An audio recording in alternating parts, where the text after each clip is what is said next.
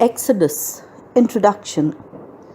The name Exodus means departure and refers to the most important event of Israel's history, which is described in this book. The departure of the people of Israel from Egypt, where they have been slaves. The book has 4 main parts. 1. The freeing of Hebrews from slavery. 2. Their journey to Mount Sinai. 3. God's covenant with His people at Sinai, which gave them moral, civil, and religious laws to live by. 4. The building and furnishing of a place of worship for Israel, and laws regarding the priests and the worship of God. Above all, this book describes what God did as He liberated His enslaved people and formed them into a nation with hope for the future. The central human figure in the book is Moses, the man whom God chose to lead His people from Egypt.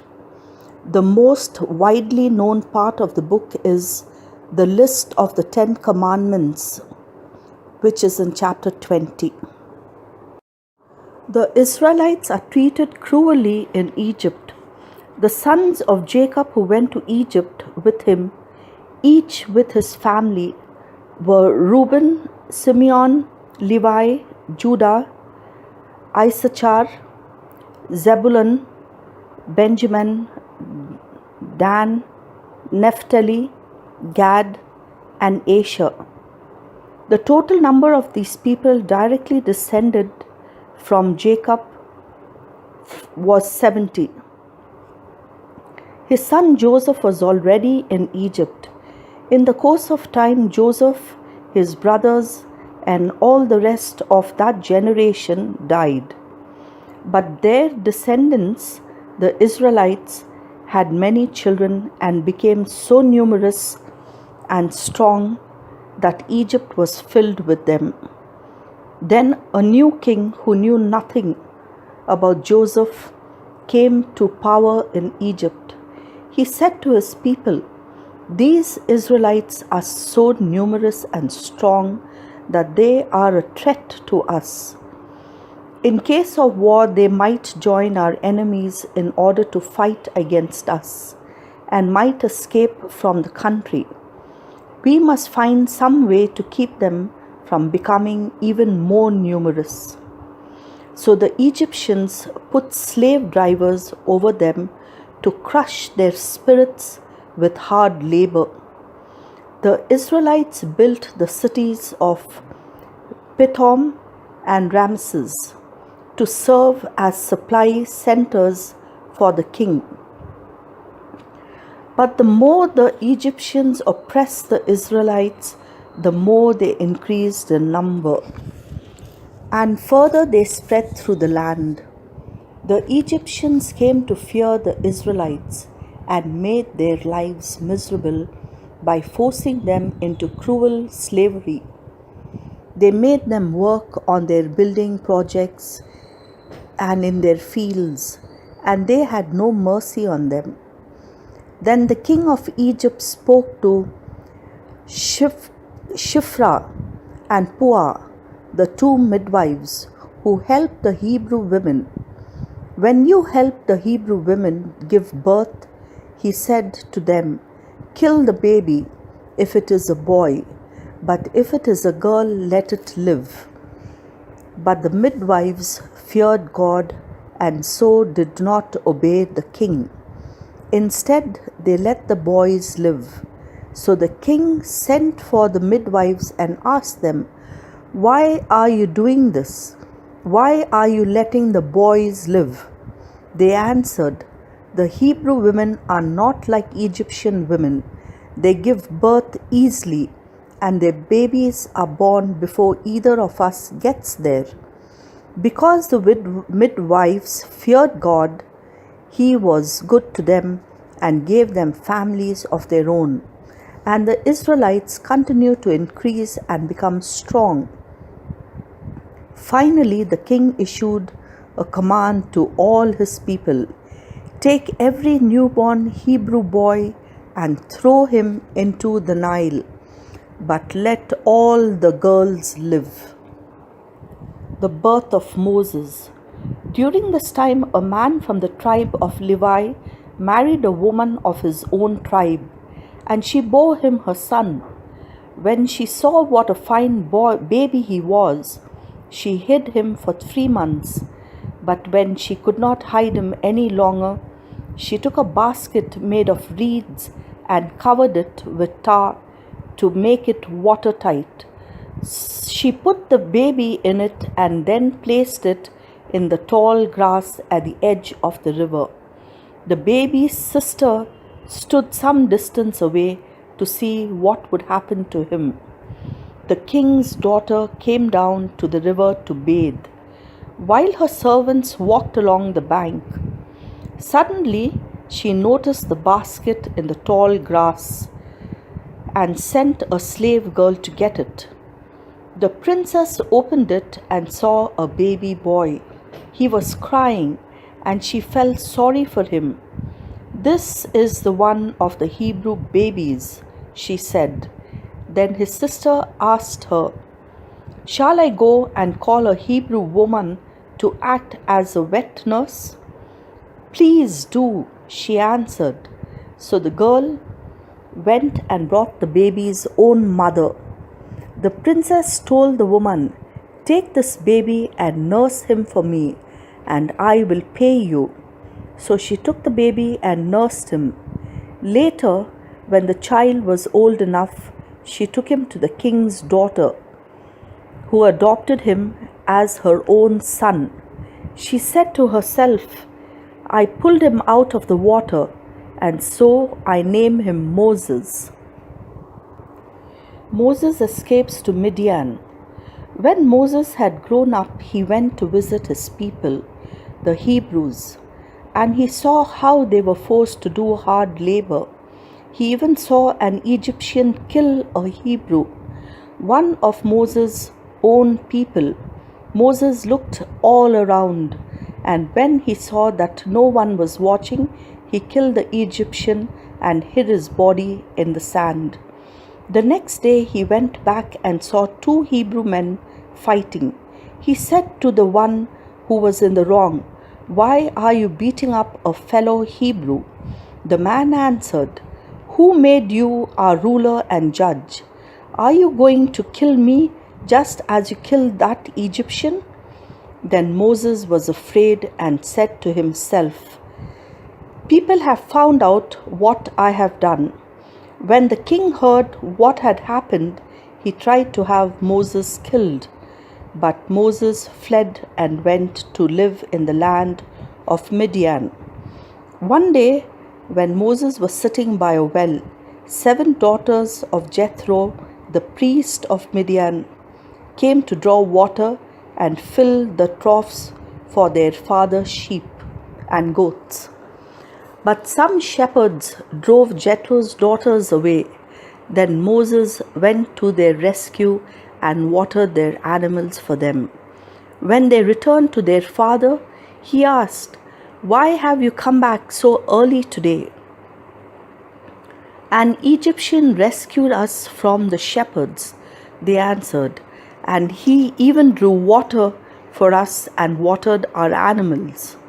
"Where is he?" he asked his daughters. "Why did you leave the man out there? Go and invite him to eat with us." So Moses agreed to live there, and Jethro gave him his daughter Zipporah in marriage.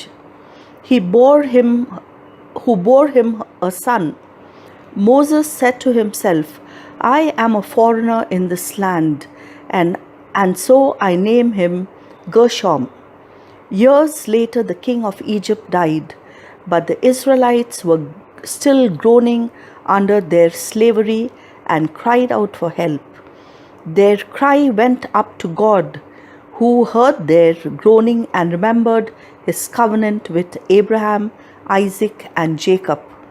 He saw the slavery of the Israelites and was concerned for them.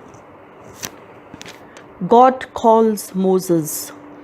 One day, while Moses was taking care of the sheep and goats of his father-in-law Jethro, the priest of Midian, he led the flock across the desert and came to Sinai, the holy mountain. There the angel of the Lord appeared to him as a flame coming from the middle of a bush. Moses saw that the bush was on fire, but that it was not burning up. This is strange, he thought. Why isn't the bush burning up? I will go closer and see. When the Lord saw that Moses was coming closer, he called to him from the middle of the bush and said, "Moses, Moses." He answered, "Yes, here I am." God said, "Do not come any closer. Take off your sandals, because you are standing on holy ground. I am the God of your ancestors, the God of Abraham, Isaac, and Jacob." So Moses covered his face because he was afraid to look at God. Then the Lord said, "I have seen how cruelly my people are being treated in Egypt. I have heard them cry out to be rescued from their slave drivers. I know all about their sufferings, and so I have come down to rescue them out of Egypt, to a spacious land, one which is rich and fertile, and in which the Canaanites, the Hittites, and the Amorites, the Perizzites, the Hivites, and the Jebusites now live. I have indeed heard the cry of my people, and I see how the Egyptians are oppressing them. Now I am sending you to the king of Egypt, so that you can lead my people out of his country." But Moses said to God, "I am nobody. How can I go to the king and bring the Israelites out of Egypt?" God answered, "I will be with you, and when you bring the people out of Egypt, you will worship me on this mountain. That will be the proof that I have sent you."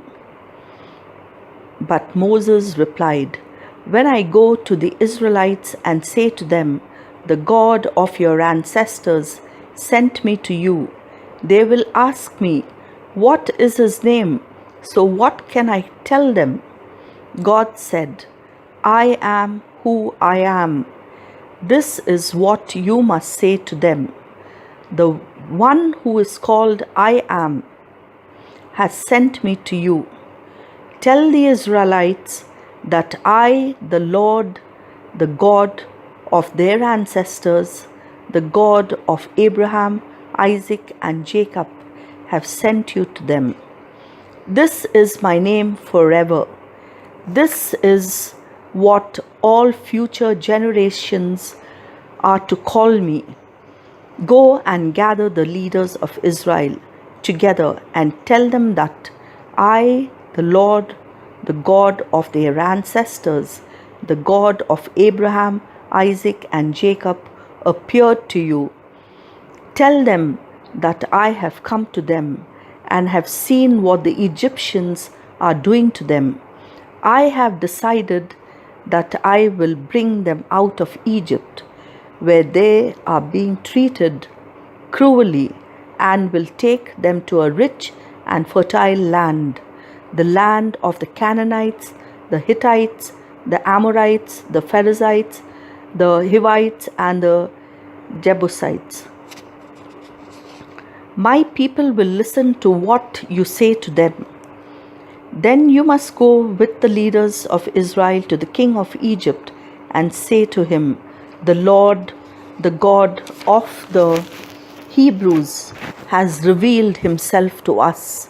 Now allow us to travel for 3 days into the desert to offer sacrifices to the Lord our God. I know the king of Egypt will not let you go unless he is forced to do so. but I will use my power and will punish Egypt by doing terrifying things there. After that, he will let you go. I will make the Egyptians respect you, so that when the people leave, they will not go empty handed. Every Israelite woman will go to her Egyptian neighbors and to any Egyptian woman living in her house and will ask for clothing and for gold and silver jewelry. The Israelites will put these things on their sons and daughters and carry away the wealth of the Egyptians. God gives Moses miraculous power. Then Moses answered the Lord, "But suppose the Israelites do not believe me and will not listen to what I say. What shall I do if they say that you did not appear to me?" So the Lord asked him, "What are you holding?" "A stick," he answered. The Lord said, "Throw it on the ground." When Moses threw it down, it turned into a snake, and he ran away from it. Then the Lord said to Moses, "Bend down and pick it up by the tail." So Moses bent down and caught it, and it became a stick again.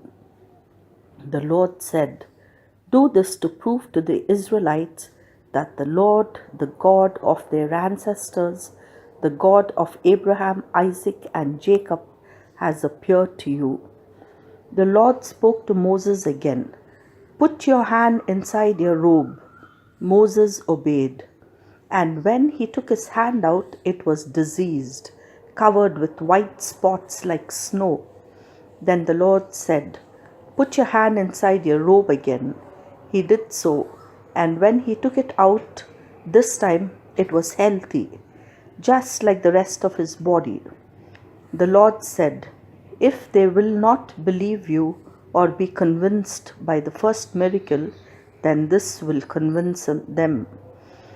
If in spite of these two miracles they still will not believe you, and if they refuse to listen to what you say, take some water from the Nile and pour it on the ground. The water will turn into blood."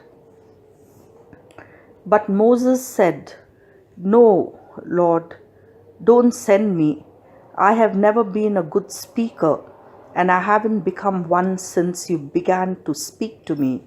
I am a poor speaker, slow and hesitant." The Lord said to him, "Who gives man his mouth? Who makes him deaf or dumb? Who gives him sight or makes him blind? It is I, the Lord. Now go. I will help you to speak, and I will tell you what to say." But Moses answered, "No, Lord, please send someone else." At this, the Lord became angry with Moses and said, "What about your brother Aaron, the Levite? I know that he can speak well. In fact, he is now coming to meet you and will be glad to see you. You can speak to him and tell him what I say. I will help both of you to speak, and I will tell you both what to do. He will be your spokesman and speak to the people for you. Then you will be like God, telling him what to say. Take the stick with you, for with it you will perform miracles." Moses returns to Egypt. Then Moses went back to Jethro, his father-in-law, and said to him, "Please let me go back to my relatives in Egypt to see if they are still alive." Jethro agreed and said goodbye to him. While Moses was still in Midian, the Lord said to him, "Go back to Egypt, for all those who wanted to kill you are dead." So Moses took his wife and his sons, put them on a donkey, and set out with them for Egypt, carrying the stick that God had told him to take. Again the Lord said to Moses, "Now that you are going back to Egypt, be sure to perform before the king all the miracles which I have given you the power to do. But I will make the king stubborn, and he will not let the people go. Then you must tell him that I, the Lord, say, Israel is my firstborn son. I told you to let my son go, so that he might worship me. But you refused. Now I am going to kill your firstborn son. At the camping place on the way to Egypt, the Lord met Moses and tried to kill him. Then Zipporah, his wife, took a sharp stone, cut off the foreskin of her son, and touched Moses' feet with it. Because of the rite of circumcision, she said to Moses, You are a husband of blood to me. And so the Lord spared Moses' life. Meanwhile, the Lord had said to Aaron, Go into the desert to meet Moses. So he went to meet him at the holy mountain, and when he met him, he kissed him. Then Moses told Aaron everything that the Lord had said when he told him to return to Egypt. He also told him about the miracles which the Lord had ordered him to perform.